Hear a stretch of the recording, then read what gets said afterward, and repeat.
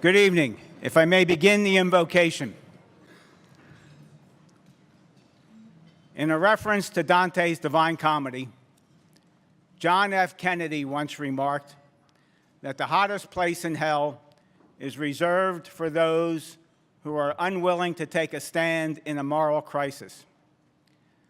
And while some of us may have an inner circle of hell reserved for our favorite type of person, we find in reading the Divine Comedy that Dante has hell populated with those who in many different ways were consumed by themselves.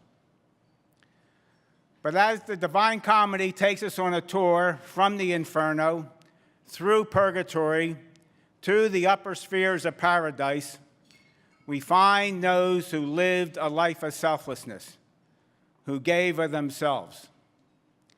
And so, Lord, we pray. Lord, we pray for the wisdom to understand that it is only through the selfless giving of ourselves that we are given the opportunity of your paradise.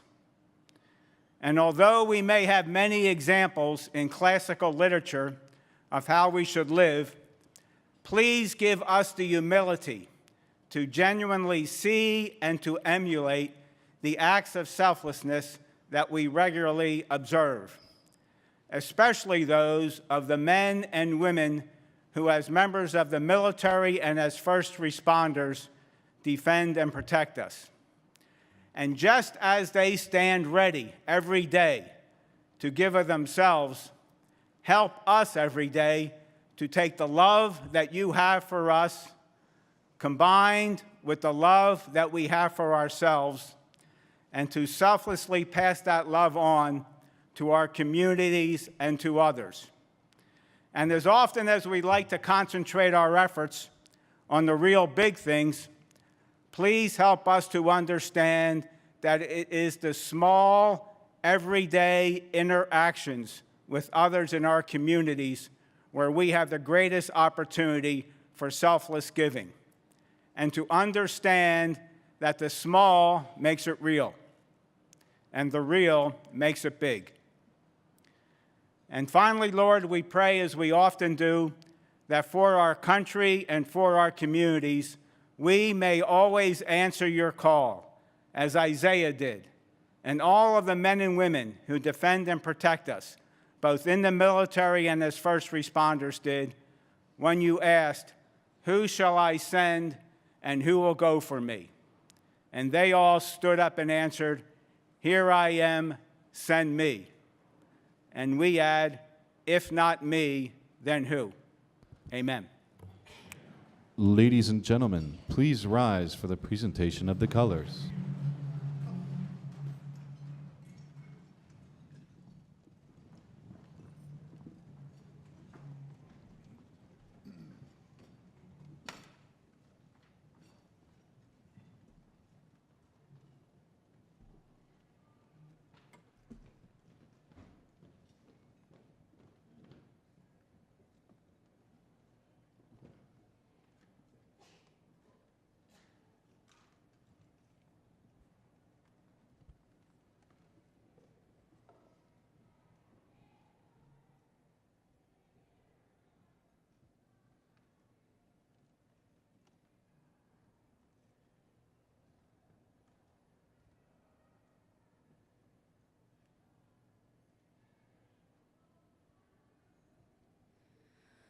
Oh, say, can you see by the dawn's early light what so proudly we hailed at the twilight's last gleaming, whose broad stripes and bright stars through the perilous fight o'er the ramparts we watched were so gallantly streaming, and the rocket's red glare, the bombs bursting in air,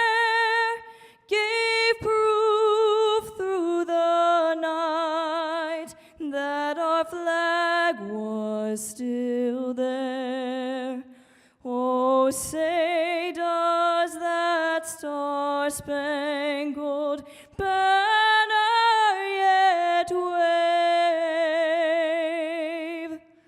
o'er the land of the free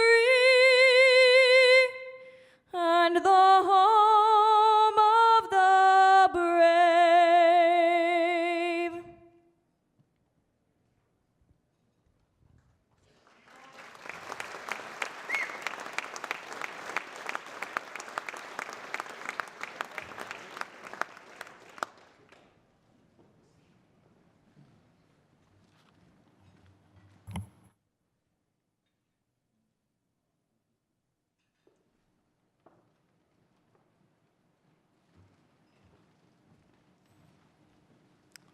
Good evening, everyone.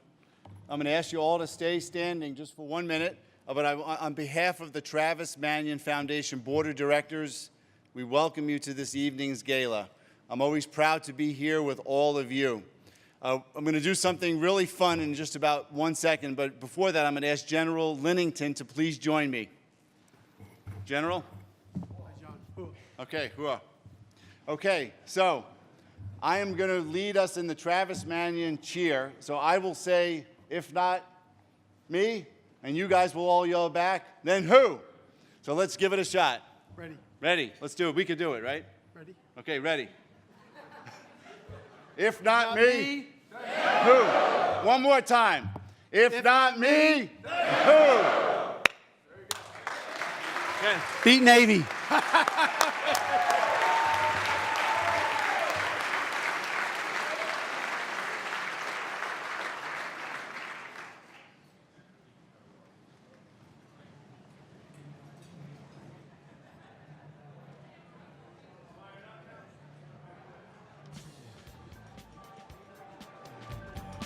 Ladies and gentlemen, please welcome Master of Ceremonies for the 2018 If Not Me Then Who Gala, actor, comedian, and retired Marine Lieutenant Colonel Rob Riggle. You may find yourself Oh. living in a shotgun shack. Yes, yes, yes. Welcome, everybody. Good, I got you all back. You all went into your wine real fast. Okay, I just had to do something to get you back. Listen, good evening, everyone. It is an honor to welcome you to Philadelphia, for any of you out-of-towners, for the 7th annual If Not Me, Then Who Gala, hosted by the Travis Manion Foundation. It's a special honor for me to be here tonight. Like many of you, I've had the privilege of serving in the military, and tonight I'm humbled to be your Master of Ceremonies as we celebrate the achievements of 2018. Out. All right. The Marines are in the house. I was first introduced to the If Not Me, Then Who movement a few years back. And last year, I was fortunate enough to attend the tailgate at the Army-Navy game that TMF puts on. Yes. It was freezing cold, and yet I helped them drink most of their ice-cold beer. It's what Marines do. A great game last year. I know in the invocation we were talking a lot about hell, and a lot of people thought it would snow in hell before Army ever won again. But they did, somehow. I think they had a very good chaplain, if you ask me.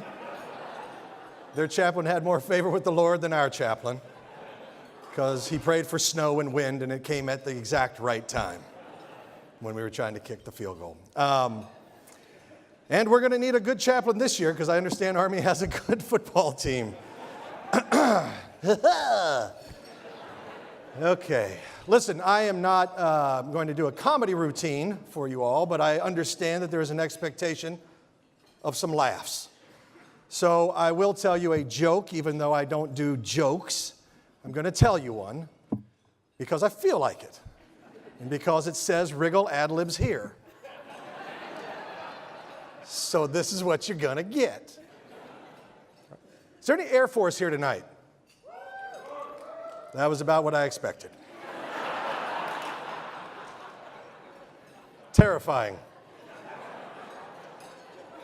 Terrifying, truly. Well, they are underrepresented, so we're going to make fun of them. Okay, here we go. Air Force Zumi, I think you still go by that, dies tragically, goes to heaven. And oh, by the way, if you've seen me, you probably heard this, so I apologize in advance, but deal with it. Here we go. Air Force person dies. Air Force airman dies. Goes to heaven and is standing outside the pearly gates and looks at St. Peter and says, I don't know if I want to come in. St. Peter says, well, you're welcome. We've looked at your records. You're good to go. Life of service. Come on in. It's really nice. Here's the thing, St. Peter. The Marines gave me a really hard time back on Earth. And I don't want to come in if there's Marines in there. And St. Peter says, well, listen, I hear you. And you don't have to worry, there are no Marines in heaven. So come on in. So Zumi goes in and he's looking around and it's awesome. Pillars, angels, everything's really cool. And then all of a sudden, the sharpest looking Marine you ever saw in your life, dressed blues, eighth and eye, tall, just awesome, goes marching right by. This Zumi, ha, ha, ha! He runs back to the gates. He goes, St. Peter, what gives? I just saw the most amazing Marine in there. What's going on? St. Peter says, oh, yeah, no, look, that's just God. He thinks he's a Marine.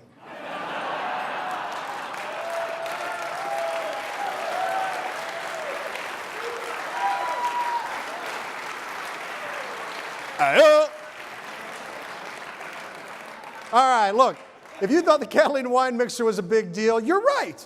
But this party that TMF is putting on is going to be amazing tonight. And the tailgate they're going to have this weekend is going to be big. So if you want to eat or drink, get there early because it's all going to be gone in a matter of minutes. We have a memorable evening planned for you folks. As we begin our program, please begin eating your first course. I already hear some of you, ting, ting, ting, ting, ting, ting. The Marines in the back have already started. I get it. First, I want to thank all of our volunteers, our supporters, friends, and partners in the audience. We're all here tonight because we believe in this mission. Am I right? All right. You wouldn't be here if you didn't, and I wouldn't have flown all the way across the country if I didn't. And it's important that you and I continue to show up. Show up for our warriors, show up for their families, and show up for the causes that we believe in and the people that are doing the real work. As we begin this evening's program, I'd like to thank some of our key sponsors who made tonight possible. Without the support of these generous individuals and organizations, the If Not Me, Then Who movement wouldn't be where it is today. Do me a favor, and please hold your applause until I get to the end of this. All right. At our honor level, Johnson & Johnson, the Morrell Family Foundation. At our champion level, Astrodynamic, Boeing, Goldman Sachs and Company, Humana, Penn Medicine, Poland Capital, Peretta and Orr Incorporated. At the challenge level, the Gorski family, Amazon, Becton Dickinson, there's a joke in there somewhere, okay. BP, Business Solutions, Comcast, NBC Universal, Genuine Parts, the Halen Group, John and Jesse Denome, the McCausland Foundation, PNC Bank, RTI International, West Pharmaceutical Services. Let's give them all a round, please.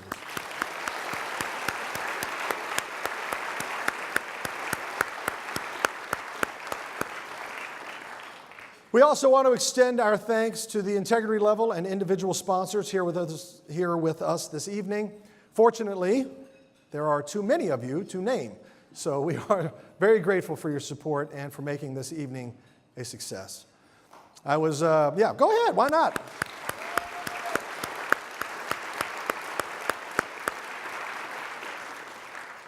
I was pretty excited about tonight because when I saw the guest list with Secretary of the Navy, Richard Spencer, General Stanley McChrystal, and football legend Vince Papale, I realized I was going to be pretty low on everyone's selfie list. And that's fine with me. I'll be at the bar if you need me. I want to thank you, gentlemen, for being here tonight. We're so glad to have you with us. Before we kick off, and yes, that is a football pun, pun intended, I want to take a minute to recognize the members of our Spartan Society who are here with us this evening. For those of you who don't know, the Spartan Society is Travis Manion Foundation's elite recognition program that honors and thanks the donors who help advance the foundation's mission through generous financial support. These folks are easy to spot. They are sporting the heavy metal, a special Spartan lapel pin. It's pretty sharp if you've seen it, and it makes a great stocking stuffer while we're talking about it. You can get one of these tonight just outside this room. There's some TMF staff members who will happily pin you up and accept your additional contribution to the club.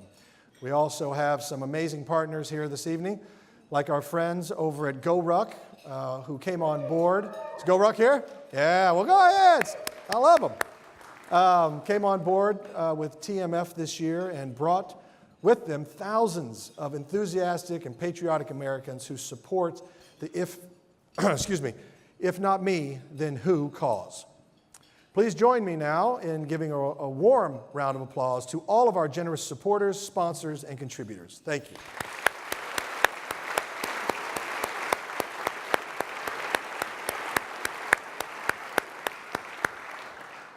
This year was a big one for TMF, and specifically for their hallmark program, which is called Character Does Matter. This is where veterans and survivors throughout the country receive specialized training and resources to serve as mentors to youth.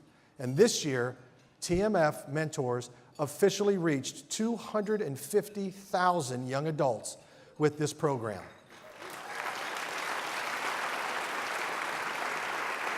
A 250,000 young leaders are hearing those 5 words, if not me, then who, and learning to live by them every day. And of course, this landmark would not be possible without the strength and selflessness of our nation's military veterans and families of the fallen who lead this effort. As we've seen, they never stop serving their communities, their country, and each other. You'll meet some of these veterans later in the program, but before we get there, I'd like for us to honor one man whose service began when he was 18 years old and continued well after he left the military. George H.W. Bush, our 41st president, as many of you know, passed away Friday night. As one of America's youngest naval aviators, Lieutenant Bush served valiantly in World War II and continued his service to the American people well beyond. I ask that we please take a moment of silence to remember President Bush.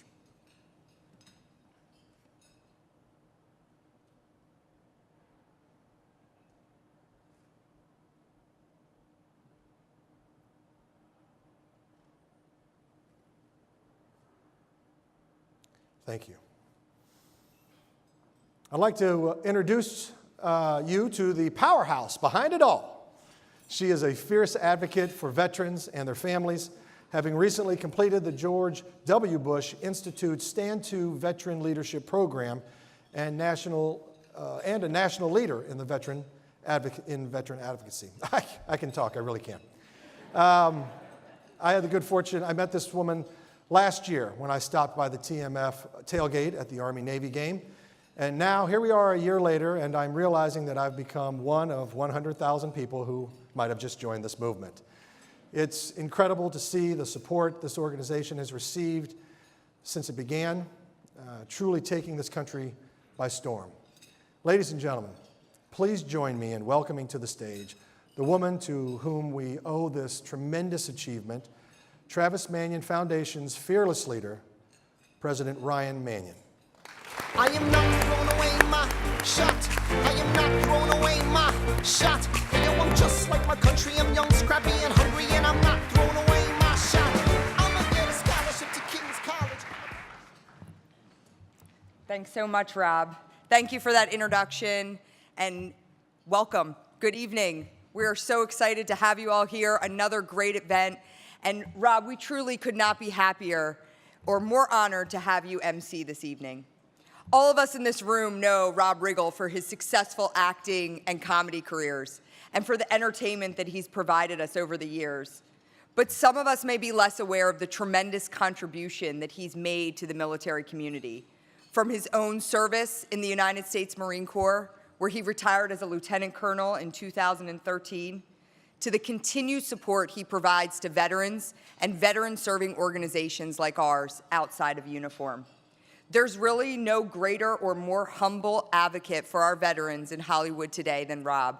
And the fact that he makes time in his busy schedule to give back is truly admirable. It's the perfect representation of the generous spirit that has come to define this generation of service members. Celebrating the character of our military community is exactly what brings us here tonight. Before officially welcoming you all to the amazing and aspiring program that we'll be sharing, I want to first take a minute to say something that I think really needs to be said. Our nation is still at war. Don't allow yourself and others to forget that. Every day, we face the sacrifices that come as the cost of war, and we're working to heal from the loss it leaves in its wake. In the last week, we have lost 4 service members in Afghanistan. This loss hits really close to home, as I know that one of the fallen, Captain Drew Ross, a 2011 West Point grad, was a close friend to some in this room. It's hard for me to think about soldiers like Drew and not be transported back to April 29th, 2007, when I learned that my brother Travis had been killed in combat. The loss of these Americans is not just a loss to their units and their families. It's a loss to all of us. It's a loss to this entire country. The men and women who serve our nation and protect us at home represent all that is great about America. When we lose them, we lose a critical thread in the fabric of our country. I don't share this loss with you to cast a shadow over tonight's celebration. Just the opposite. We're here tonight to remember, to honor, to celebrate, and most importantly, to continue the legacies of these patriots. They stood for the values that are worth standing for: integrity, courage, leadership, and selfless service to others. In uniform, they swore to protect and promote these values. And now that task falls to us. The theme of this evening's program is uniting communities. And according to surveys, Americans feel the most divided since the Civil War. So where can we look to find examples where people of all creeds, ideologies, races, cultures, and experiences come together and accomplish a critical mission? In a time when so many of the people we used to look at for inspiration fail to inspire us, our military community continues to serve as role models and a source of hope. That's why we empower veterans and families of the fallen to lead the charge. They, more than anyone, know how to overlook the differences and find commonalities. Through shared experience and shared hardship, they build trust and genuine relationships. They challenge one another to be the best version of themselves, and in doing so, they challenge our nation to best represent the values they swore to protect. If there was ever a time when we needed the strength and leadership of our military community to find common ground and promote character, this is it. And it's our job to invest in them, to provide them with the tools and opportunities to harness the skills and experience they learned in the military, and to translate that into how they continue to serve and unite communities. So I'm going to take a moment to show you an example of how we do this. Last spring, 17 of our most dedicated veteran leaders, 5 of whom are with us tonight, spent an intensive week in Colorado, immersed in TMF training, to prepare them to take on increasing responsibility leading the If Not Me, Then Who movement. This is their story.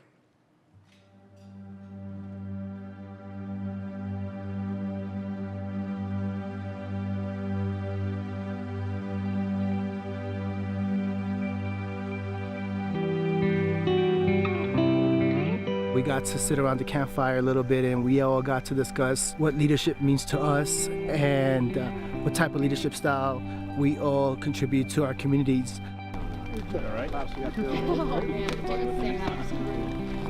For me, I feel like I'm gonna explode, so I have to take my pencil and just start writing what I'm going through and what I'm thinking and what I can take back with me, most importantly, so I can share with the people that I interact with on a daily basis.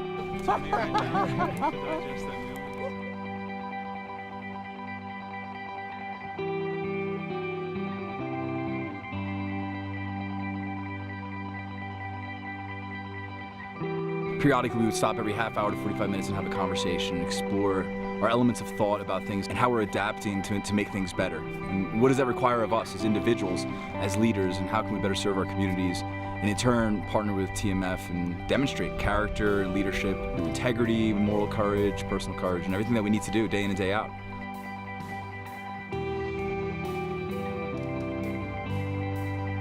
Came out to a school here in Boulder and worked with some Steve Club kids. One of the pillars of character is integrity, and we did a workout with them. You have to have the integrity to do the number of reps that the workout requires, and it's very easy to not hold yourself accountable. And they did great. They had just positive attitudes, and did exactly what they needed to do and could do.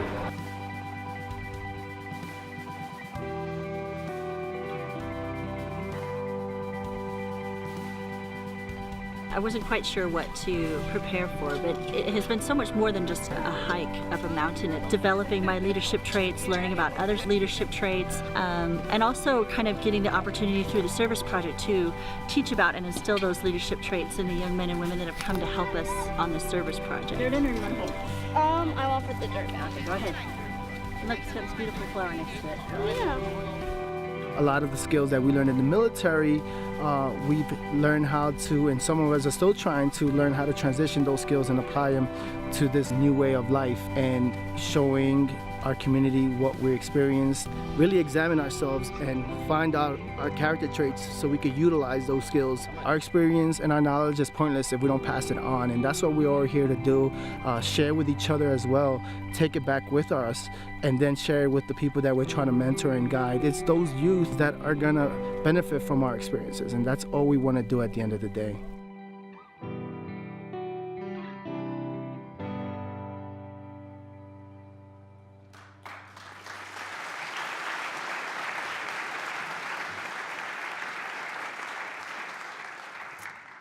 Like Johnny said, our experience and our knowledge are pointless unless we pass it on.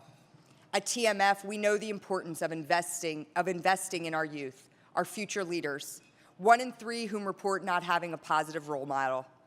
That's why we train veterans to serve as mentors, to inspire and teach youth about character and leadership.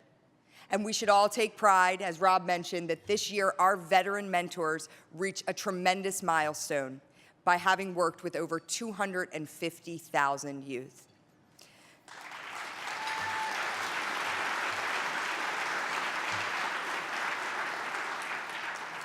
But this movement extends beyond words and inspiration. I want to share with you some of the veterans and families of the fallen that are leading this movement and have joined us here tonight. Monica Velez is a double Gold Star sister, which is to say that she lost not 1, but 2 brothers in service to this country. How easy would it be for Monica to step back during this painful time of loss and just retreat from the world? She's already given enough. I don't think any of us could possibly blame her if this was her mentality, but it isn't. Instead, she serves as one of our most dedicated chapter leaders at TMF, giving her time to lead local service projects in Texas that serve the greatest needs of her fellow community members. She recently completed a home rebuilding project for another family who had experienced the loss of a loved one, because she knows how powerful a helping hand can be during a dark time. Despite being busy like all of us, she makes the time to give back to others because she believes that is the best way to honor the legacy of her 2 brothers. Monica is one of many Gold Star families here tonight who have demonstrated this type of resilience. I'd like to take a moment to recognize all these families present to whom we are deeply indebted. Please stand and hold your applause while we recognize your sacrifice. Pat and Doreen, Capelaire. Parents of Lieutenant Valerie Capelaire Delaney, United States Navy. Janice and Charlton Chance, mother and stepfather of Captain Jesse Melton III, United States Marine Corps. Bob and Linda Craven, parents of Captain Scott Craven, United States Air Force.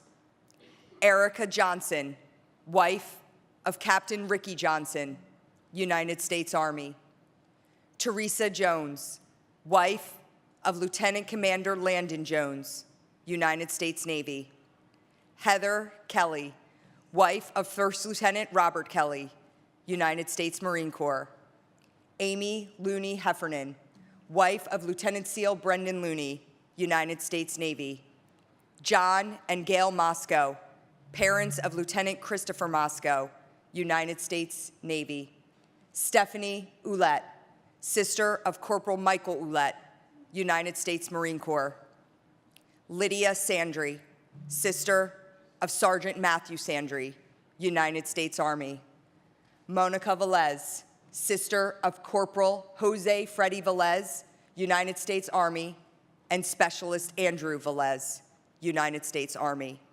And Catherine Worth Torrente, sister of First Sergeant Daniel Worth, German Special Forces, KSK. Thank you for allowing us to recognize your loved ones' sacrifice. And thank you for continuing to serve as an example of the strength of character that this country aspires to.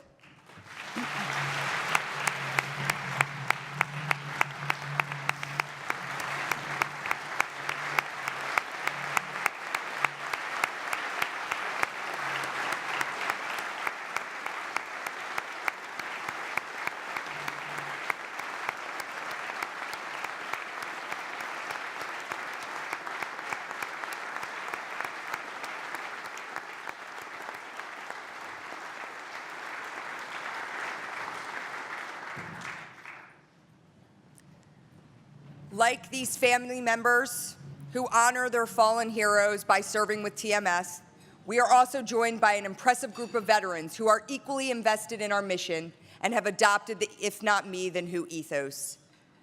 Jeff Mueller and Todd Morris are a Marine and Navy veteran, and they are both leaders for our organization and for our country. I've heard leadership defined as moving towards the greatest point of friction, finding the dirtiest, toughest, most difficult job and doing it yourself, making yourself vulnerable to challenge. If we take that definition, then Jeff and Todd are the epitome of leadership. Following the tragic school shooting in Parkland, Florida earlier this year, they saw an opportunity to help a community of young people to find healing and hope. Armed with their Character Does Matter training to support them, they immediately went to Marjory Stoneman Douglas High School to share their own stories of loss and leadership and to remind the students that there is growth after struggle and hope after tragedy. Armed with TMF's innovative curriculum, veterans like Jeff and Todd are developing the next generation of servant leaders. And in doing so, they're rediscovering purpose, camaraderie, and a definition of service themselves. It's amazing what we can accomplish when we entrust our military community with our nation's most pressing and formidable challenges. During our weakest times, America's character reveals itself to be at its best. Just like we come together tonight to support and celebrate our military community, we must continue to support each other during good times and bad. All of us in this room tonight must teach our communities how to set aside our political and cultural differences to unite for the common good. We must set the example and show others how much better off we are when each of us chooses to act with integrity, to act with kindness, to set aside our personal needs to help those that need more. So my challenge to you is to continue to serve with us and to recruit others to join the mission. Learn from the strength of character of our fallen heroes and teach those stories to future generations. Commit to living my brother's words, "If not me, then who?" each and every day. And if we do that, together, we will unite communities throughout our great country and strengthen America's national character. God bless all the men and women who stand guard tonight and fight to protect the values we stand for. God bless all of those that have served in our military and those that are serving right here at home. God bless the families and communities that support them, and God bless this great nation. Thank you.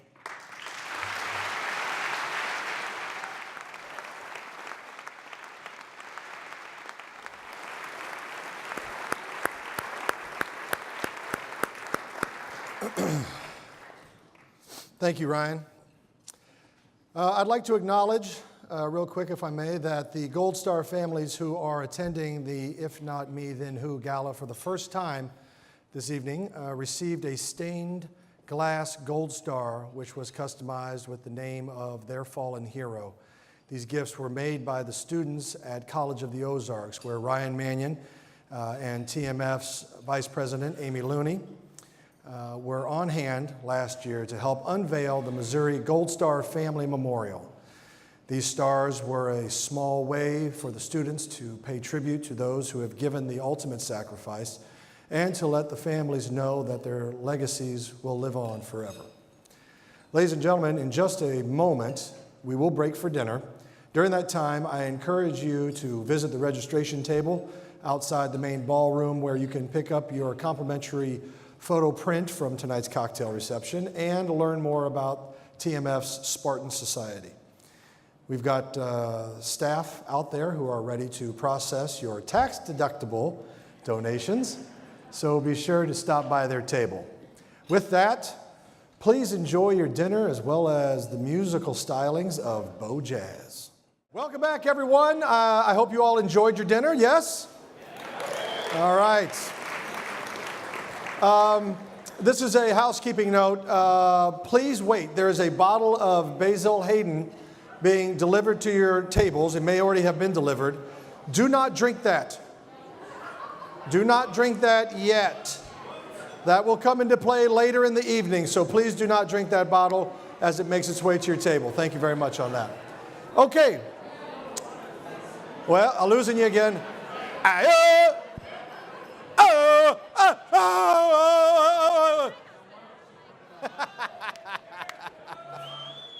Okay, everybody, here we go. Focus up there. All right. All the ladies are like, why is he so loud? That's obnoxious. Friends, I feel like we're friends. Here we go. I'm going to bring up someone right now, and I'm very embarrassed about this because I asked him who he was a second ago. Like a buffoon. Someone pointed out the wrong person. It's not my fault. No, of course it's my fault. I'd like to bring up one of our distinguished guests. He served in the Marine Corps from 1976 to 1981 and now represents the Department of the Navy in the White House, serving as the Secretary of the Navy. Richard Spencer has committed his life to military philanthropy, serving as the chairman of the Marine Corps Heritage Foundation and supporting countless other organizations that exist to support veterans, including the Travis Manion Foundation.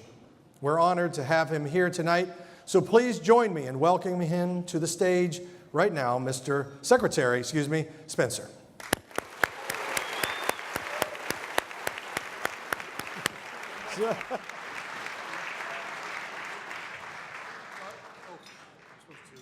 Give this to you. Right? Oh, and then someone's going to take a picture of us. It's all official. You think? Oh. She's hiding from us. There we go. It's indefinite. All right. Thank you very much. Ladies and gentlemen, thank you. I am, along with my wife, truly humbled to be here. And I say this many times, but I truly mean it in this august group. After hearing the introductions, I'm kind of the accidental secretary, as we say, because I was the second candidate. And someone told me, they said, Richard, when you find yourself in your first politically appointed position, there's two things that you should not do. Do not read your own news, and never read the comment section underneath your news. So, of course, I got nominated by the president, and what did I do? I read the headlines, read the story, and then went right down to the first comment, and someone said, "What the hell does a guy from Wyoming know about the Navy?" But it's great to be here, and I'm going to follow Rob's modus operandi, and I have to share a story with you. And my Air Force friends, bear with me because I shared this with your secretary, Heather Wilson. And she said it was okay to repeat because it was a true story. A very dear friend of mine from Atlanta, a lawyer down there for many years, told me that he was an Air Force ROTC participant at the University of Colorado in Boulder in the mid-1970s. And for their instructor, they had an 18-year major, F-104 Thud pilot. So you can frame the attitude here, smoking his Lucky Strikes, and his clock had each year until he graduated on it and retired out. And little Bill Holly had a lot of energy, and he was a great optimist. And they're finishing up on a Friday drill session in the classroom, and the major's smoking his Lucky Strikes. And he said, "Okay, gents," he goes, "drill's over, any questions?" And Bill Holly's in the background, just waving his hand.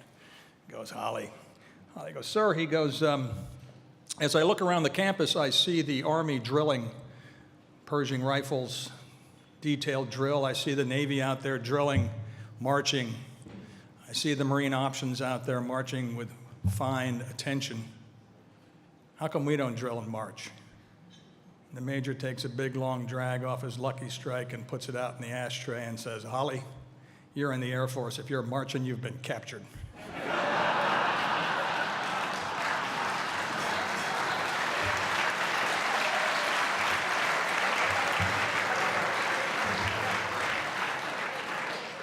But I use a little humor because humor is the lubricant that helps us get through the sharp edges of life.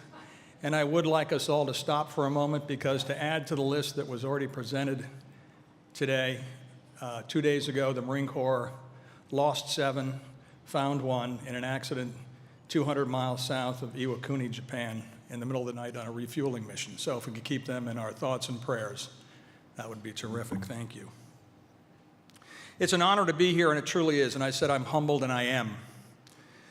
To be in the likes of people around here fills my heart in many ways for what you're doing and the mission at hand. Generals McChrystal, Linnington, thank you for your service to our country, and thank you both for what you continue to do to serve our country. Ryan, Tom, Amy, Heather, we all just got to meet. But thank you for everything that you do. It's a debt that we will try to repay as a nation, but know that we're trying. To all the veterans, first responders, family, Gold Star families, thank you for your sacrifice, but thank you for being here tonight. When I had this venue explained to me, I was very impressed. They said we could grow this beyond 400, but the intimate setting makes it work, and I totally understand what you all mean. You're getting a pinch hitter here because I wasn't the first choice, I don't think. I got a phone call, and one of the great things about being Secretary of the Navy is you have some great relationships, and I have a relationship with the most powerful man in the White House, John Kelly.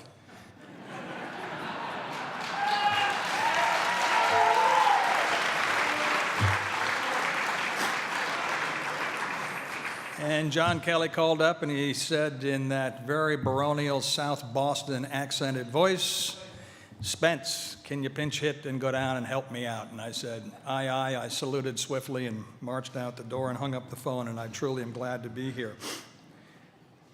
But what I'm most impressed with was when I look around this room and see how you are all charged. You understand, all of you more than anyone, because of your association with this organization, the character, the dedication, the embodiment of the men and women who wear the uniforms of our services. If not me, then who? Lieutenant Mannion's questions echoes to this day, not just from the battlefield, though, folks. It echoes from the eyes of kids looking for guidance. It echoes from a community ravaged by disaster looking how to repair. It echoes from the volunteer fire department down the street, the elementary school up the road, and the neighbor in distress next door. It's a question that echoes in the book of Isaiah, as you know, chapter 6, verse 8. Whom shall I send? Who shall go for us? The American people continue to ask the same question. And it amazes me when I go out onto the deck plates and the fields for the Marines and the Navy sailors that we still get an amazing cadre and corps of people who stand up and say, it's me. Here I am. Send me. We know who answered the call to serve overseas, so it's no surprise when those same men and women answer the call to serve at home. And God knows we need them and we need the character. And it's our responsibility, our charge, to make sure they have the tools to succeed and thrive in their ventures. At the Department of the Navy, we're committed to helping separating our retired sailors and Marines in various programs such as Transition GPS and GPS. Since I'm a civilian, I don't know all the acronyms, and I'm the guy who goes, stop, what does that mean? GPS stands for Goals, Plans, and Success, which is the key output. And it's not just making smart career decisions and education decisions and decisions about money. Those are all critical, but it's about opening a path forward. Continued service and success in what everyone does after they take the uniform off. This doesn't just benefit the warrior, ladies and gentlemen. This benefits our country. We're a combination of one person leaving, one calling, going into another calling with support. 1 + 1 = 3. It's an honor to join you tonight. I'm flattered. Thank you for everything you're doing. And on behalf of the Navy Marine Corps team, may God bless everybody in uniform, not only our services, but our first responders. God bless this great country, and God help us beat Army tomorrow.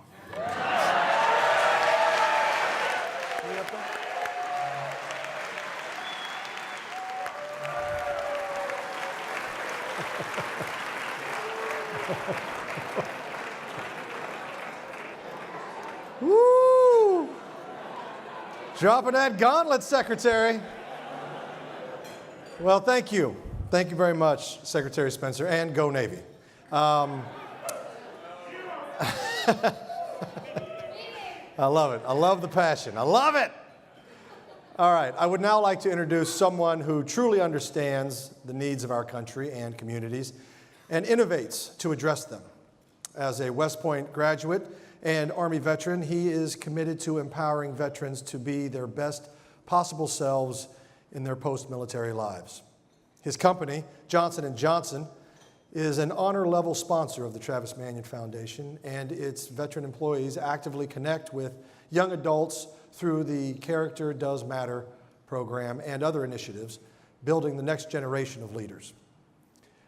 Ladies and gentlemen, Chairman and CEO of Johnson & Johnson and Vice Chairman of the Travis Manion Foundation Board of Directors, Alex Gorski.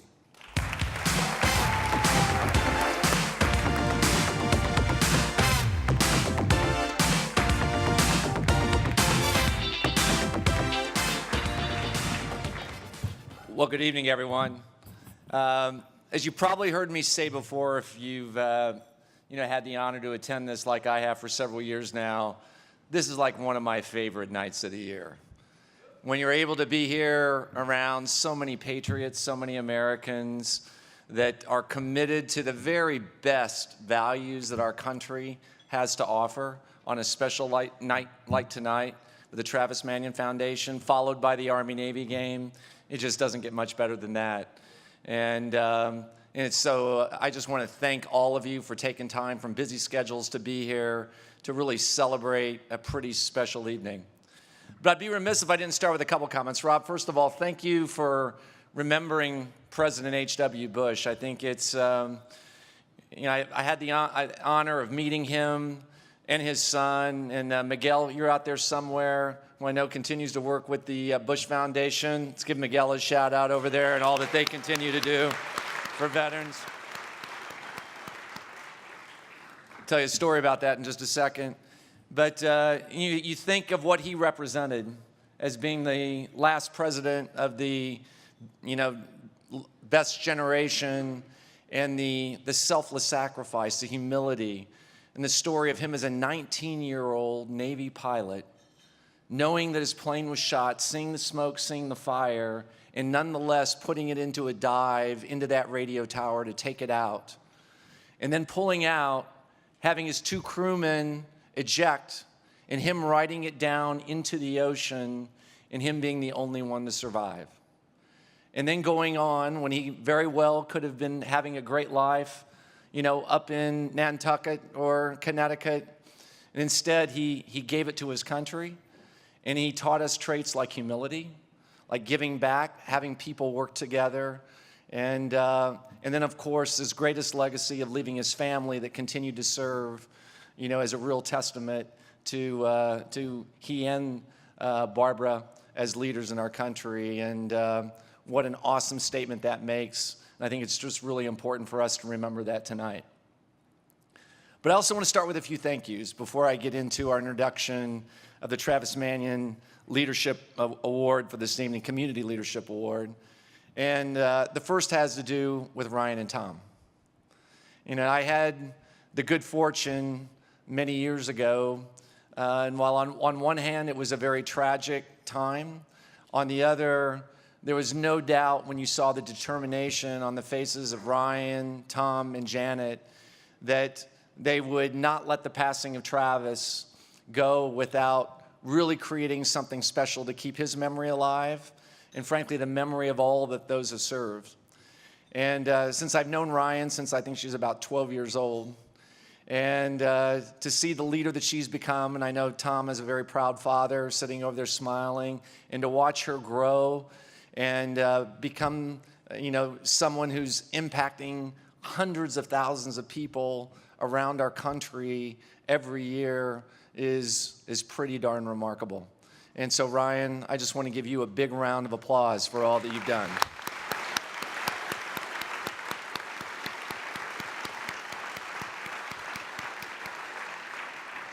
And look, it takes a village. So Amy, Krista, Josh, Barbara, all the others that have been involved along the way, you rock. When I see what you do every day to keep this thing going, as all of us know, when you pull out this event, there's a lot of sausage that gets made in the background, and they're the ones that really make it happen. So thank you very much. Without you, we'd never make it. So let's give you a big round of applause as well.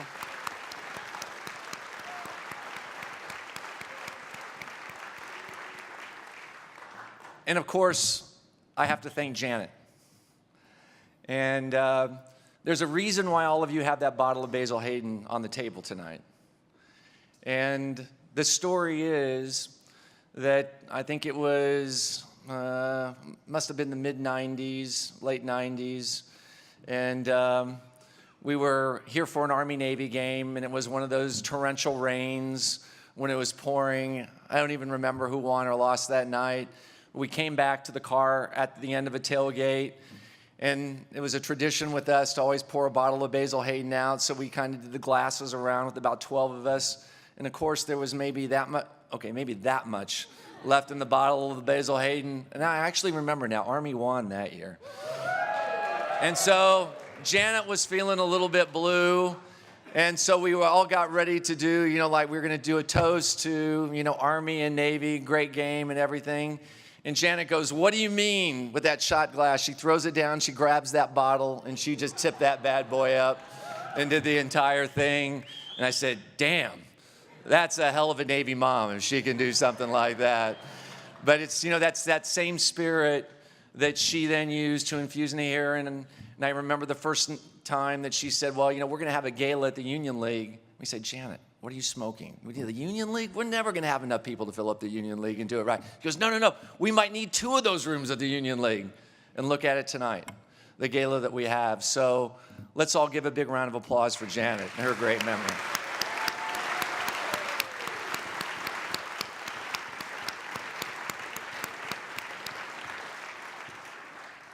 So look, in addition to tonight, the other thing that I think is pretty special is this event called the Army-Navy game. And, just think about it for a moment. Here we are with so many diverse people committed to the very best values that our country has to represent here tonight. Think of the experiences that are in this room that have touched lives that, we can't even remember, and have done so many things to enable our country to do what it does, to be followed by a game where the very best of our country, get on that field of friendly strife and meet. And just one quick story from last year, we had the opportunity to host Colonel Jack Jacobs, the Medal of Honor winner, in our box. And those that know Jack, and he came from, unfortunately, the same genetic line, branch of the tree that I did, so I even felt tall around Jack Jacobs. He's only about 5'7", maybe on a good day. And as a young lieutenant, Jack just displayed incredible valor and courage and was awarded the Medal of Honor. And since then has continued to be a great patriot. And as he came into the game, we invited him. He wore, of course, his blue ribbon and sash around his neck. I'll never forget, he came to the box and was, talking to people and was very humble, telling a lot of jokes. And he ended up walking to the front of the box. And of course, we were sitting on the Army side. And this was before the game, and there were a number of people out in front of the box. And Jack walked up, and there was this quiet moment when 2, 3, and the next thing you know, about 50 people turned around, put their hand on their heart, and then saluted Jack Jacobs. Where else in America does something like that happen? What other football game, what other event where a true hero is recognized and we demonstrate how much we care about him? And to me, it's that same kind of spirit that game represents. While, of course, I'm an ardent Army fan, there are no losers on Saturday. There's differences in the score, but to think about what they represent for our country and to be able to do this all together, it doesn't get much better than that. So here's to the game on Saturday, and I'm sure the best team will win.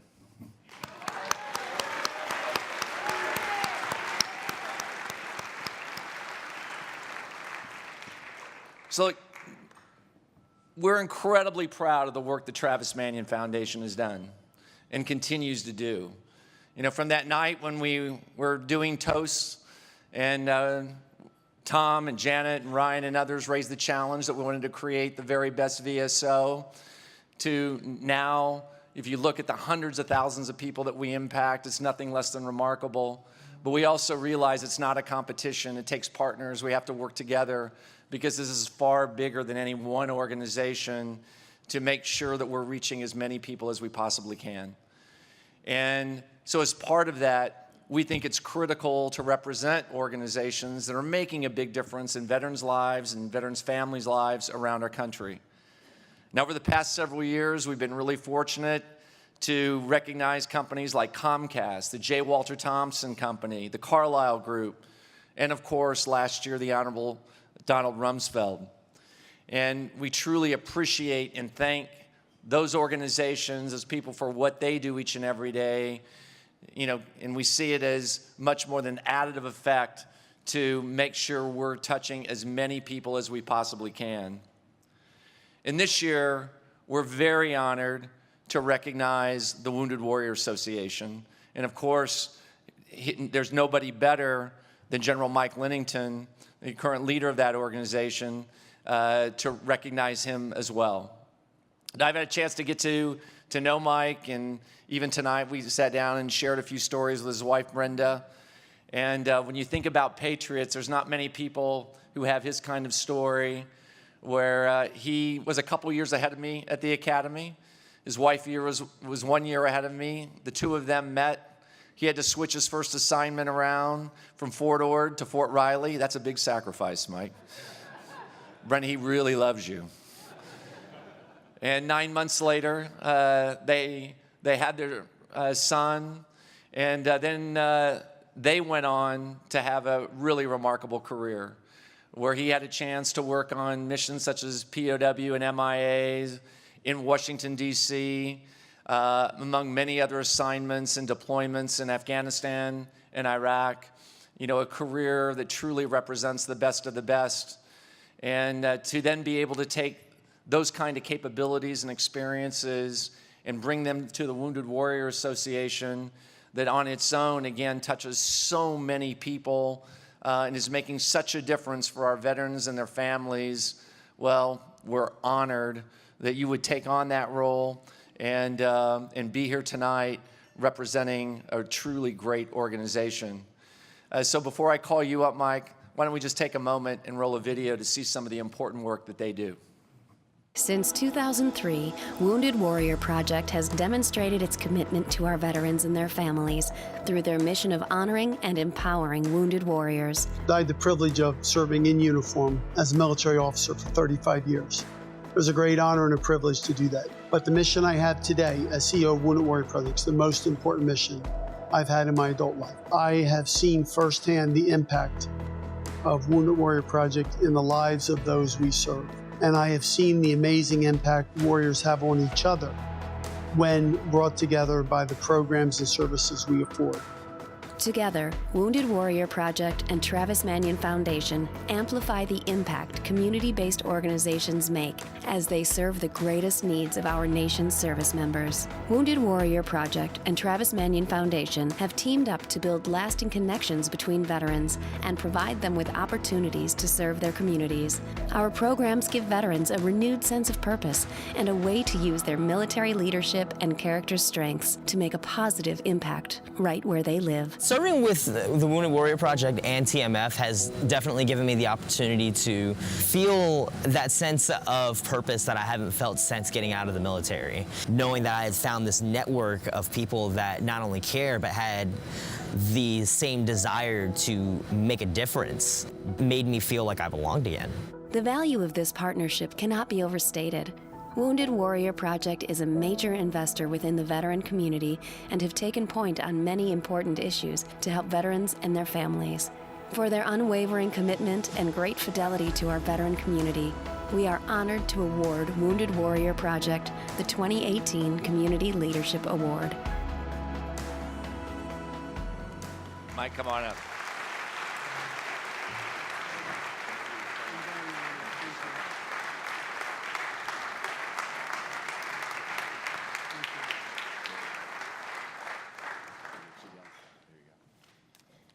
Wow, I can't tell you how humbled and grateful I am to be here. And really, Alex, thank you. Thank you for your leadership and thank you for your support for the Travis Manion Foundation. Good evening, ladies and gentlemen. Honored guests, Manion and Looney family, Gold Star families in particular, friends. I'm honored to be here tonight with my wife of 37 years. And with our leader team over at Table 8. Can I ask the team, just give them a big round of applause, everyone. To accept the Travis Manion Foundation Community Leadership Award. It's also especially nice to accept this award from fellow West Point graduate and Army fan Alex Gorski. Alex is the biggest Army football fan on the planet. Let's give Alex a big round of applause. Actually, Hugo Lentz from Travis Manion. Hugo, would you show us your shirt, please? Okay.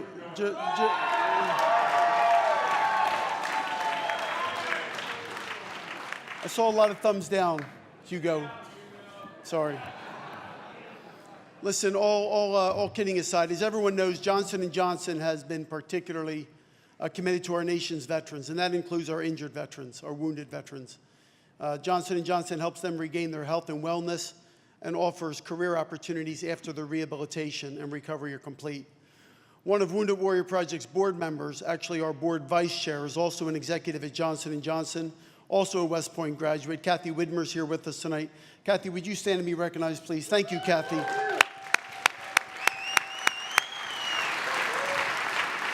I want to thank Kathy in particular for her leadership, her service, and her volunteerism on the Wounded Warrior Project board. Philadelphia, this part of the country, is a really special place for me, and for me it's really actually a home of sorts.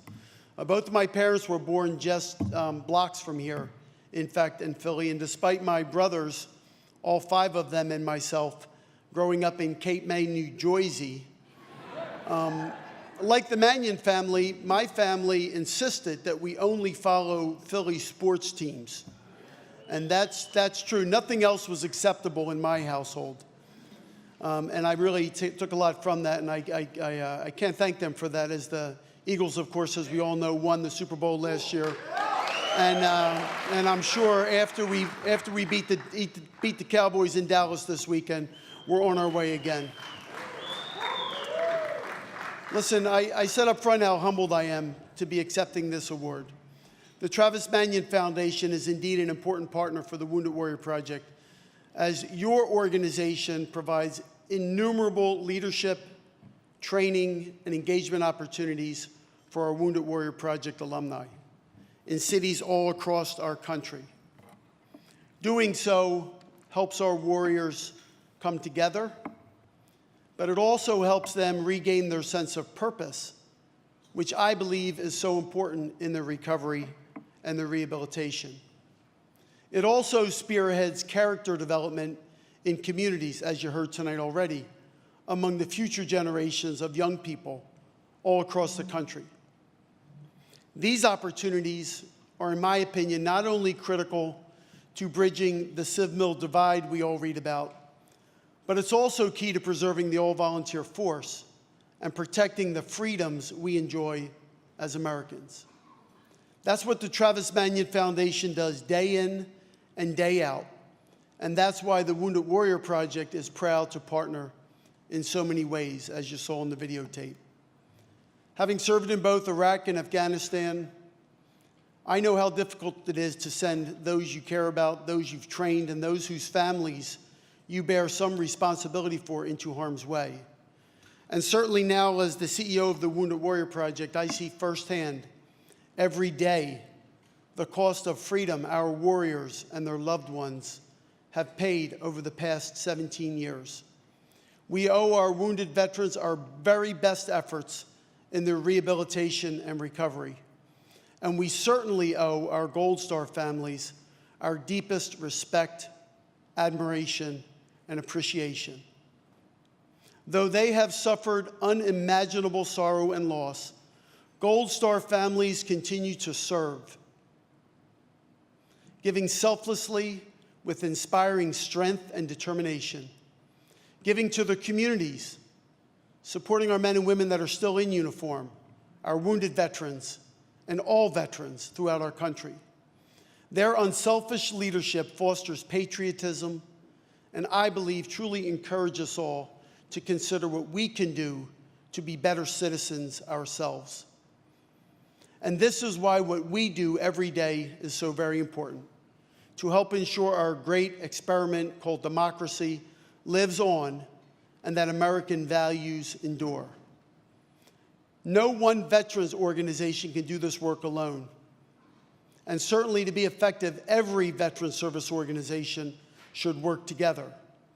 That's why we work together with organizations like the Travis Manion Foundation, other veteran service organizations, government, non-government, corporate, faith groups, community groups, everyone, anyone that will help transition our injured veterans. There's an old African proverb that says, if you want to go fast, go alone. But if you want to go far, go together. I will tell you all, Travis Manion Foundation and the Wounded Warrior Project have been going together since our inception, and I couldn't be more grateful. And that's why tonight I pledge our continued support and collaboration for as long as we're both able to serve veterans, doing the very best we can to honor their service and their sacrifice. It's what our alumni certainly desire, what our nation needs, and what I will tell you the Travis Manion Foundation provides better than any nonprofit organization in the country. Together we can and will continue to make a difference and continue to help in the rehabilitation and health of our veteran population while continuing to inspire communities to reach their full potential. Thank you to everyone on the Travis Manion Foundation team, their board, Ryan, Amy, Tom, Colonel Manion, Josh, Courtney, Hugo, Molly, and too many others to mention, especially the regional directors that help our warriors engage, get out of isolation, and get into events that make a difference. Thank you for honoring us again with tonight's recognition and for the work we'll continue to do in 2019 and beyond. God bless you all.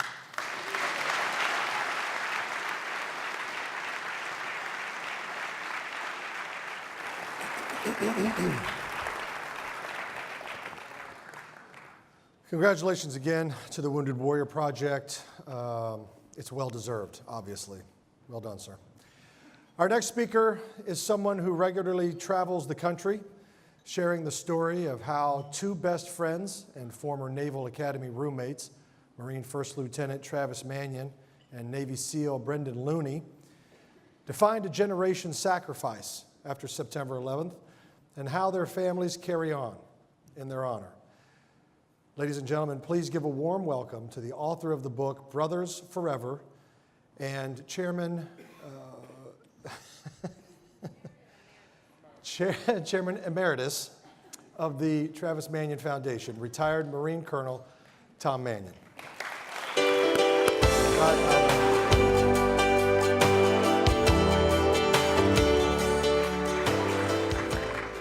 Thank you, Rob. Good evening, everyone. Great to see this crowd tonight. As Alex has shared, you know, for me, it's pretty unreal to look out here and see where we've come from those initial days. And honestly, I'm just in awe and totally inspired myself by all of you and what you do to help us do what we do at the foundation. I'd like to start off by thanking the staff. As Alex said, there's a lot that goes on to put an event like this together, and it seems like every year they get better and better at it, just like they do with what they do to run the mission for the foundation. Also, would be remiss without, you know, appreciating the support we get from our sponsors, and finally, you know, all our volunteers, over 100,000 volunteers. You know, people ask me, well, how many people at the foundation? I said, well, you know, over 100,000 are there making it happen for what we've got to do for this country. And as long as we continue to grow that, we can continue to make an impact, more and more of an impact in communities around the country. And that's our goal, and that's where we're headed. So I'm truly thankful and honored to have you all here with us tonight. You know, we've talked a lot about those 5 words that Travis shared before his final deployment to Iraq, if not me, then who? There's no doubt for me that ethos, it represents an entire generation of warriors, their service and sacrifice, and also the families that stand so strongly behind them. And for me, there is really never any doubt that for Travis, he lived that way every day. Not just in those final moments when he decided to move forward to protect his teammates. When Travis went out on patrol on April 29th, 2007, he knew the potential dangers that he faced. He knew what he was up against. And really, as a family, we knew as well. But when Navy veteran Chris Hickson got ready for work on February 14th, 2018, as the athletic director of Marjorie Stoneman Douglas High School in Parkland, Florida, he couldn't have possibly known what that day had in store for him. He couldn't have known the sacrifice he would make to protect the students he taught, mentored, and coached. He couldn't have anticipated that he would willingly put himself in danger to save the lives of the people who needed him most. But on February 14th of this year, that's exactly what he did. Because if not me, then who isn't an ethos you know? It's an ethos you live by, day in and day out. It's an ethos that presents itself in the small moments and the big ones, even when it's hard, especially when it's hard. I'm honored to share Chris Hickson's story with you now and show you how his sacrifice has come to inspire both a fellow veteran as well as high school students through our Character Does Matter program. We begin tonight in South Florida. There has been a shooting at a high school in Parkland, north of Miami, and there are reports of injuries and what the school superintendent calls numerous fatalities. 17 people have been killed, students and adults. You come to the conclusion this is just absolutely pure evil. This has been a day we've seen the worst in humanity. Tomorrow is going to bring out the best in humanity as we come together to move forward from this unspeakable tragedy. Douglas High's athletic director was laid to rest today with full military honors. Chris Hickson tried to disarm Nicholas Cruz when he was killed. CBS 4's Gary. My name is Thomas Hickson. I am the son of Chris Hickson, who was killed during the school shooting at Marjory Stoneman Douglas on February 14th, 2018. It's really hard to describe, the type of person that he was, because he wasn't very, show off. He wasn't very braggy, but he knew, he was hot stuff. He just didn't like to talk about it. He was a wrestler, so he kind of had that wrestler's mindset to where, I'm the baddest guy in the room, even if he wasn't. And he was also at the same time, while he was like that, he was also very caring and, compassionate towards people as well. He never, held grudges against people unless they pretty much gave him a reason to. Jimmy White had actually reached out to me through LinkedIn because since I was going through my transition, I was becoming very active on LinkedIn. And then after what had happened, I kind of wanted to get my father's story out there. And Jimmy White had seen it, and he actually contacted me via LinkedIn. He said, hey, I work for Travis Manion Foundation as a Character Does Matter ambassador. And I'm going to the school, and I want to use your father's story as what I use to preach to these kids, since my father was an educator, and he impacted so many kids' lives. To Jimmy, I guess it felt like he was the best way to convey that to those students. So when he asked me to write up a letter, just kind of, let all my thoughts spill out on the page, and then I tried to organize it. And what I thought was going to be something short ended up being, I think, about a page and a half worth of writing. My first reaction, it stopped me in my tracks. It really touched me, and for him to put into the letter saying that there was still a redeeming quality that would have been there, that if his father was still alive, he would have tried to help that kid on an emotional level, and to reform him and to show him that his character doesn't have to be those actions, that he could continue on to be a good person. It really touched me. So I wanted to do whatever I could to honor his father's memory, and I think reading the letter definitely did that. Even though my father had interacted with the shooter before this incident, I truly believe if the shooter had come to my father a long time ago with the issues he was having in his life, that this tragedy would have never happened. That's the kind of effect my father had. The new thing on Facebook now, during your birthday is to set up a donation to a charity. And I had decided to do the Travis Manion Foundation because I had found out about, Travis Manion when I was at TBS as a Marine officer, because there's a whole barracks hall named after him. Then while my mom and I were sitting there deciding what to put on the headstone, we were bouncing ideas back and forth. And my mom was the one that actually came out with it, and she was like, hey, you know what we should do? If not me, then who? Which was the motto of the organization that you had donated to on your birthday. And when she said that, I was like, yes, that's actually the perfect thing to do, because that's exactly the type of person my father was. He never wanted to be in the spotlight, but we feel that everything he has done in his life and what he did for kids is something that needs to be out there and needs to be used as an example, not only for adults to live and to aspire to be, but for children to aspire to as well, because children need role models. They need positive role models, and we believe that my father is a perfect example of someone that every kid should look up to.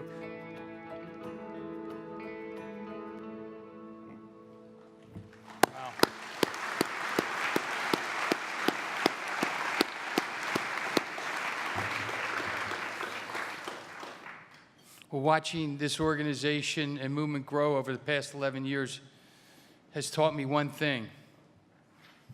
If we want to do something to ensure our strength and unity and make an impact for the future of our country, we need to pass this message of selflessness, courage, and hope to the next generation. As you saw in the video, Navy veteran Jimmy White, with a wife and 2 little boys at home and another baby on the way, Jimmy still makes the time to share his powerful story with students all over Philadelphia, focusing especially on those from difficult environments. Jimmy has reached hundreds, if not thousands, of students with this inspirational message. And it's hard to think of a better role model for future generations. We're honored to recognize the service and the impact that Jimmy has made in the community as a Character Does Matter mentor. Like Chris Hickson, Jimmy reminds us that though he may have given up the uniform, his deep commitment to serving others and making a difference remains. So tonight we're going to break tradition to honor not one, but 2 individual veterans who best represent those 5 words that have fueled a movement to help strengthen and unify our great country. If not me, then who? We posthumously present this award to Christopher Hickson and welcome to the stage his son, Marine veteran Thomas Hickson, to accept on his behalf. We are also honored to present Navy veteran Jimmy White with the 2018 If Not Me, Then Who award. Jimmy, please join us on the stage. Ladies and gentlemen, a big round of applause for our 2018 If Not Me, Then Who award recipients.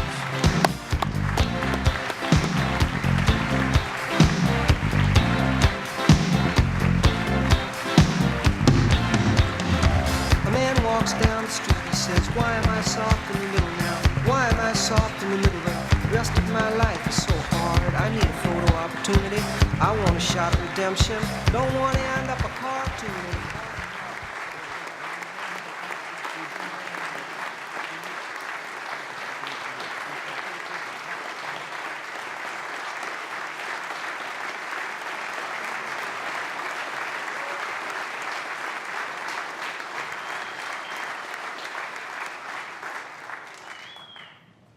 Hoorah. I humbly accept this award not on my own behalf. I accept it on behalf of all those that have poured into me, for me to be the leader and the man that I am today. I want to say thank you to my beautiful, lovely, intelligent, awesome, gorgeous, and pregnant wife. Baby, I love you more than I love cooked food, so.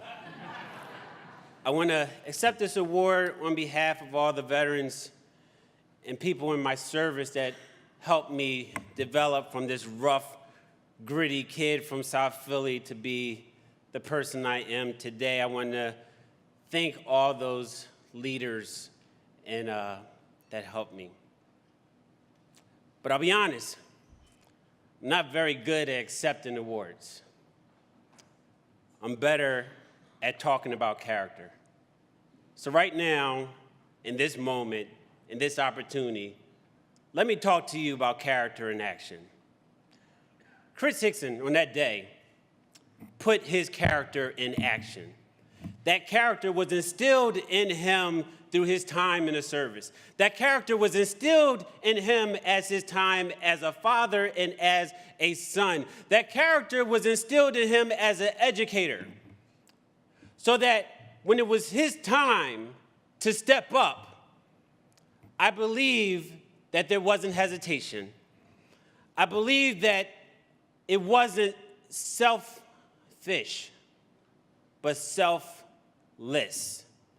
It was not reckless, but it was calculated. Because that's what character does. It sets you up for your time of need and your time of calling to step up and take action. That is what he did. Tom, in the same breath, when I placed the call to him and said, hey, Can you give me some words, some inspiration? He could have shrunk. He could have very easily said, no, I'm in mourning. Instead, he answered a call. And that letter wasn't a page and a half. It was 2 whole pages. He answered the call. So right now, I want you to do me a favor. If you are part of the Character Does Matter program, do me a favor and stand right now.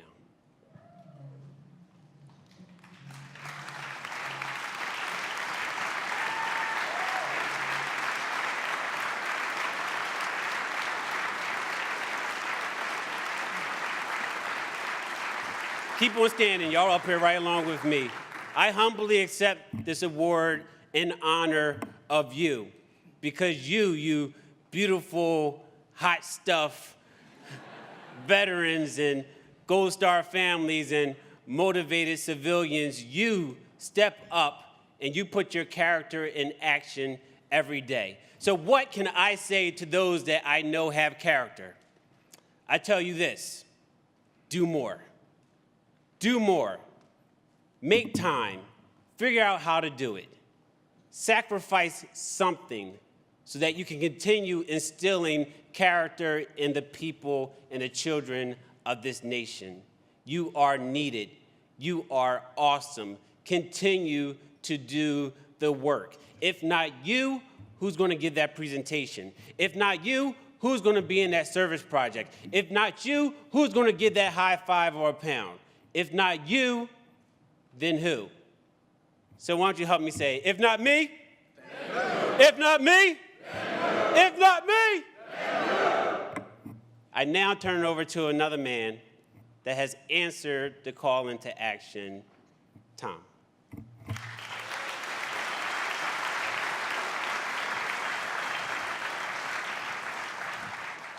Thank you, Jimmy, for those great words. Introducing me, it's going to be hard to follow up.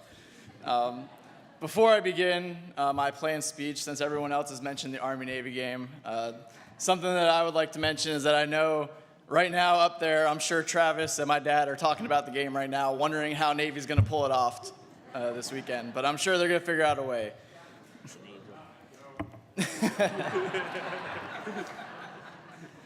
All right. So as I stated in that video, every barracks at the basic school is named after a Marine lieutenant that has gone above and beyond the call of duty to help drive home to all Marine officers the responsibility that they're about to shoulder. It reminds you that the journey that you are on is no longer about you, but those around you. The military is a selfless service where you know that every single brother and sister beside you, regardless of race, gender, or creed, is willing to sacrifice themselves for you, and you're willing to do the same for them. This type of person that you are never leaves you, and it can be seen in the daily actions of service members and veterans throughout the globe. Travis exemplified it in his actions on April 29th of 2007, and my father exemplified it on February 14th of this year. They don't do it for glory, recognition, or awards. They do it simply because that's who they are. We can try to analyze and speculate about what was going through their heads when they decided to run towards the sound of danger, but there's no need.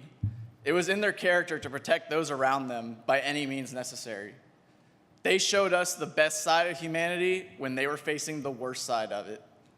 They're the people that we looked up to even before they left us, and they're the people that inspire us to be better even after they're gone. I am proud and honored that this organization is using their stories and the countless stories like theirs to inspire the next generation of citizens. They left their impact on us, and now it is our duty to carry on their legacies and make an impact on the world.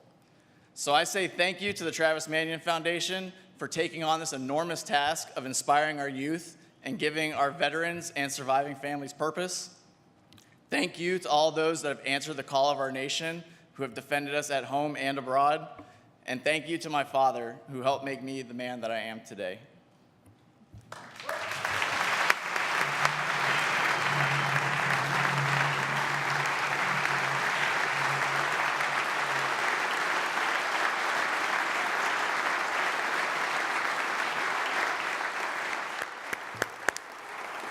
Awesome. Awesome. Appreciate it. Amazing.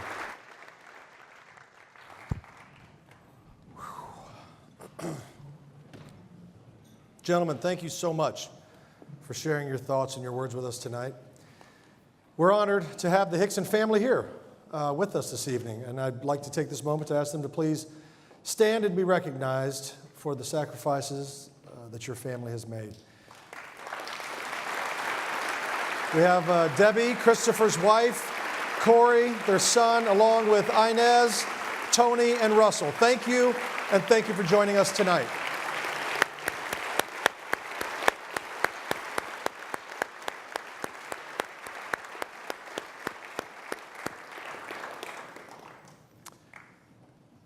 Ladies and gentlemen, I cannot think of a more inspiring story to give us all a glimpse into how TMF is uniting its communities through the leadership and dedication of our nation's veterans.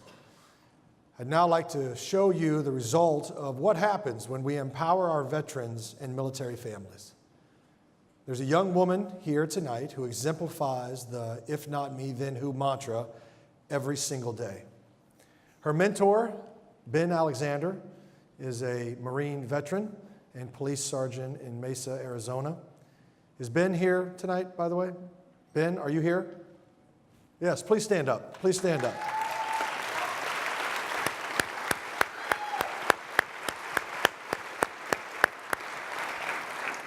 Ben is one of more than 1,000 veterans who are serving as mentors to youth throughout the country. He's got a full-time job, demanding and risky one at that, a wife and children and all the responsibilities that come with that. And yet, he makes time to give back the same way he did when he had a uniform on. Ben's mentorship of young people like Samantha is how we as veterans are impacting and investing in our nation and its future. Let's take a look at Samantha's story. Left, left, right, right, right, right, left. I met Sam 2.5 years ago when I took over the sergeant position for the Youth Development Unit. And from the moment I met her, her personality, the way that she carried herself, her character, all shined above her peers. Post 25, attention. We regularly joke that we want to be a part of her Secret Service team when she's the first female president. Whenever you're marching, you need to be able to be watching the outline of the person next to you and making sure that you're staying in step, okay? Yes, ma'am! Sam is currently a lieutenant within the cadet post. Specifically, she's responsible for the training of current cadets as well as cadet recruits. Make sure you keep your cover and alignment. Slow down, Herd. In over a decade of working with youth, I've never come across a young person more committed, more dedicated, more professional than Sam. Cover to the right, line to the right, lean back in front. Sam got her interest in helicopters probably about 4 years ago. Her father is retired warrant officer of the Army. I am also a veteran of the Army, and I have been working with Apache helicopters for about 12 years now. When I was doing my own research about flight careers, I looked at the Apache and I was like, that is something I want to fly. I think that both of my parents being in the Army definitely propelled me into the idea that I want to continue this kind of legacy of my family being in the service and serving our country. Her father and I worked military-related positions, so she has moved around a lot. Just going back and forth between their houses and watching my parents deploy, especially both parents at once, that was definitely a challenge that me and my sister and all my siblings had to overcome. And I'm settled in one community. I definitely want to give back and really become a member of that community. The first time that I heard about the foundation was through Sergeant Alexander. He came in and gave us the Character Does Matter course. It was very inspiring. It made me feel motivated. So we're helping out with a gentleman who lives in the area. He's retired from the Navy, and he's been having some problems with people coming back here and dumping trash. You know, you have a young group of kids on an early Saturday morning coming out to clean up an alleyway. I mean, they're all doing that out of respect for Sam. All right, guys, let's pump it up. 1, 2, 3. You can do a team. To me, that's a true testament to not only her abilities as a leader, but her character and her ability to form relationships. Sergeant Alexander has always been a great mentor to me in showing me how to positively reinforce people. He's always motivating us and giving us advice. She cares about the people around her. It doesn't have to be somebody that she knows for her to show empathy. I think it's a great thing to just be able to see how, you just picking up a giant pile of trash is going to be helping out as a member of your community. Why is that important to you, to serve in your community? I mean, if not me, then who?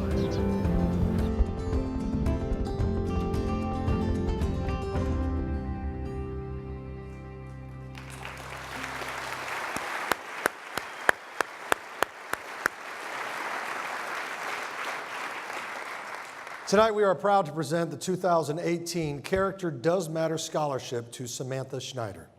I'm picking up good vibrations. She's giving me the excitations. I'm picking up good vibrations. She's giving me the excitations. Good vibrations. She's giving me the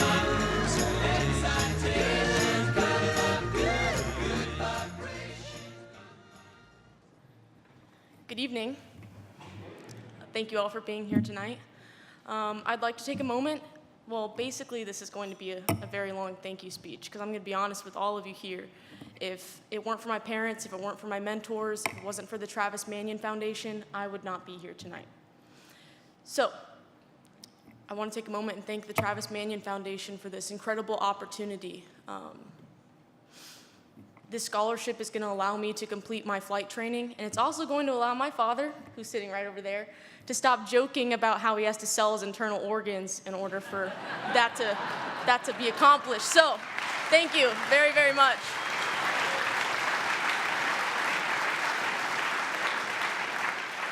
In all seriousness, the Travis Manion Foundation does work every day that is absolutely remarkable. They implore veterans and family of fallen service members to go out and mentor young students such as myself and teach us about important qualities such as character, leadership, and service. And now could not be a more imperative time. Our nation is facing polarization that it's never faced, and this leaves an impression on students such as myself. We see it in the media, in the news, all on social media as well.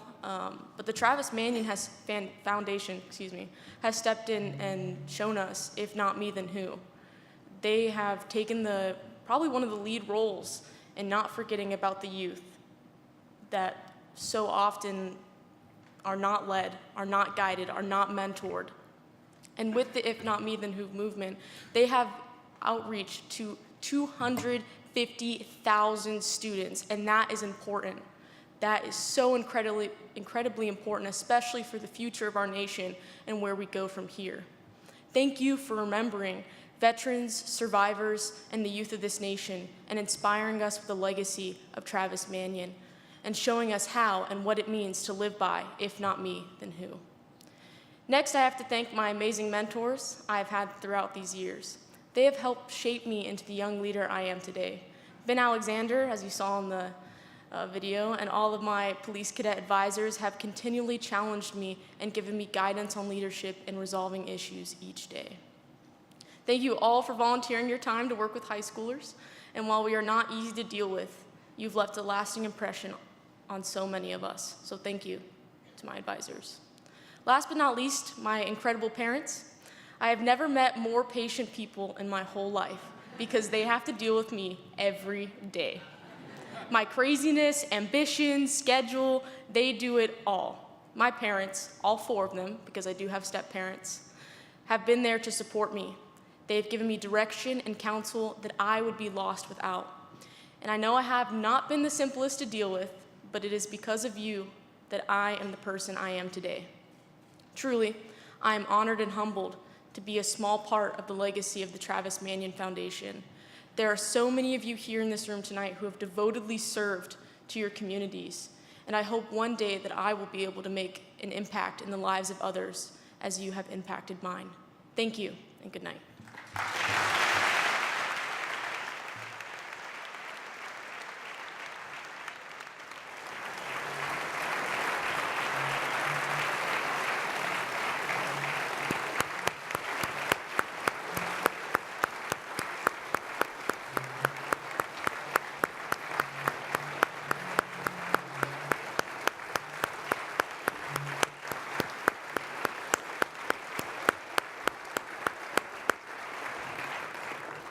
Wow. Congratulations, Samantha. Well done. Honoring our heroes, inspiring our young, right there. I love it. It's really encouraging to see the future leaders like yourself who will continue to strengthen the character of our great nation. I wish you the best of luck in the future. Also, any chance, I know you're partial to the Army, but we got Super Cobras in the Marines. We'd love to have you, so just give it a, yeah? Super Cobras, is that what you said? Okay. We'd love to have you. I'd like to now introduce one of the most respected warriors and leaders of our time. Serving in the highest positions, leading combat operations in both Iraq and Afghanistan, under his leadership, U.S. forces had some of our biggest accomplishments in the global war on terrorism, including the capture of Saddam Hussein and the killing of Abu Musab al-Zakari, the leader of al-Qaeda in Iraq, a man known for his candor and ability to impart knowledge. It is my honor to introduce General Stanley McChrystal.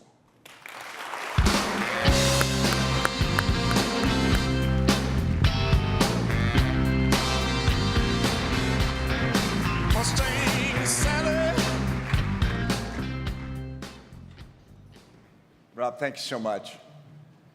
There's been an awful lot of talk about Marines tonight. And in reality, this began with a single Marine. And soldiers envy Marines. They envy you your cool uniforms. Soldiers also admire Marines. And they admire them deeply for the absolute adherence to duty. If you give a Marine an order, they will follow it forever. Let me tell you a story. Many, many years ago, many of us who share the same faith know that the Romans, frightened by Jesus of Nazareth, prosecuted him, convicted him, and crucified him to death.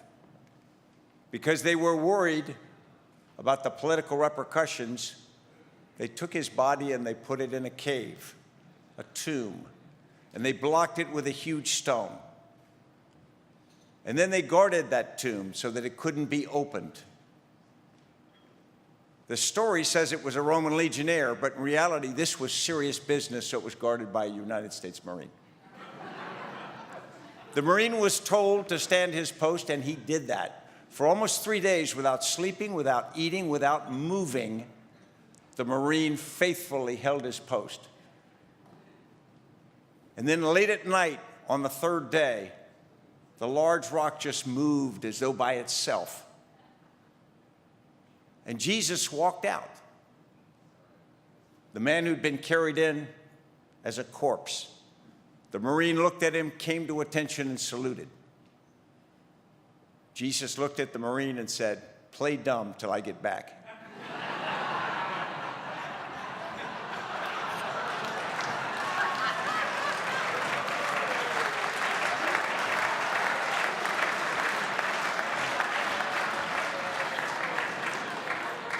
Go Army. All right.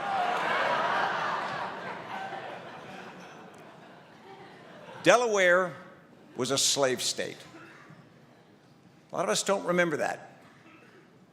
In the first half of the 19th century, Delaware was a slave state. And so a young African-American slave, about 26 years old, who wanted to escape from an Eastern Shore plantation had to cross through Delaware and make it all the way to Philadelphia until she could start to breathe easy. And then she had to go all the way to Canada until she was sure she was safe from being reapprehended and put back into slavery. She was known as Minty for her name Arminta. She went all the way to Canada.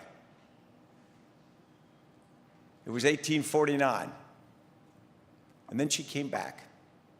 And she went back into the Eastern Shore of Maryland, first to help lead to freedom members of her family, and then on subsequent occasions to lead other slaves to freedom. She went back into slave-controlled territory 13 times. Any single time she had gone in, if she'd been apprehended, if she had not been killed, she would have been put back into slavery and almost certainly sold to a plantation in the Deep South. She was about 5 feet tall. She'd been hit in the head by a lead weight as a teenage girl, and so it gave her periodic lapses where she would almost lose consciousness for the rest of her life. And yet she went back into slave-controlled territory to bring out almost 80 slaves to freedom. She became an essential part of the Underground Railroad. Then during the Civil War, now known as Moses, Harriet Tubman went into the South with Union soldiers and actually led Union troops on raids to free contraband, which was the term for slaves that were being liberated, led Union troops to bring them back. She came back into the North to raise money. She became an abolitionist speaker. She became a symbol for slaves and former slaves. She became a symbol for women. She became a symbol for all African Americans. She became a symbol for Americans. She died in 1913. Didn't have a nickel to her name. Lived modestly, never asked for anything except late in life to be given a pension she'd been promised by the United States government as a veteran. When I think of Harriet Tubman, I think about the values of the Travis Mandan Foundation. I found a quote that this uneducated lady stated.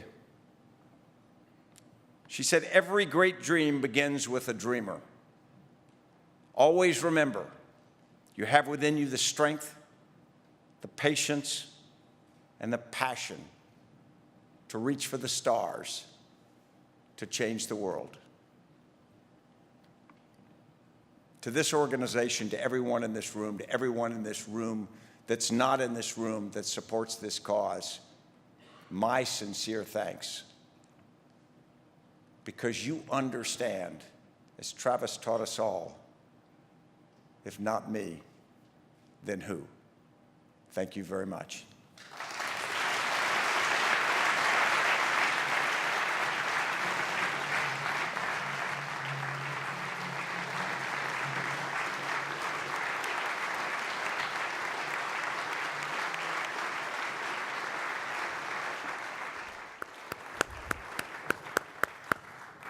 Thank you so much, General.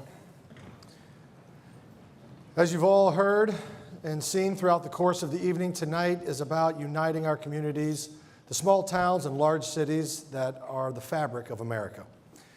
We've come here tonight to say thank you for the veterans who unite and lead their communities, who call up on their strength of character as they mentor the next generation of bright leaders like Samantha. And we're also here to honor those who paid the ultimate sacrifice, the ultimate price in pursuit of protecting us here at home.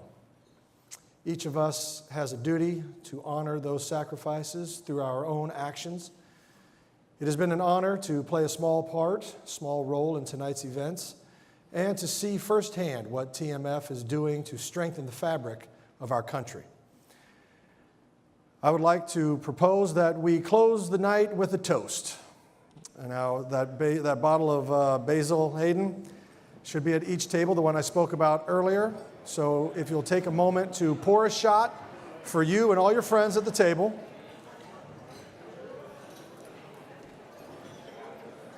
Oh, I'm going to get mine. That is a big shot. Oh, Lord. Okay, many of you don't know this, or many of you do actually, because I think you may have heard this, as was mentioned earlier. But Basil Hayden was the late Janet Mannion's favorite drink. When Janet first started this foundation after losing her son, First Lieutenant Travis Manion, she positioned herself at the forefront of the movement to support our troops, military families, and families of the fallen. When tailgating at Army-Navy games with friends, Janet was always ready to have a good time. But it was in the spirit of honoring our troops and remembering those who gave it all. So, whether you're pulling for Army or Navy this weekend, we're all coming together to celebrate the game and this storied rivalry as a community. In the same way, TMF is uniting communities, bringing together veterans, families of the fallen, inspired civilians, and our next generation of leaders, all to strengthen our national character. So, I ask you, and I ask that we all raise our glasses in honor of the men and women who have selflessly sacrificed for this great country. May we remember them, may we honor them, may their legacies inspire us, and may they never be forgotten. Pa-pow!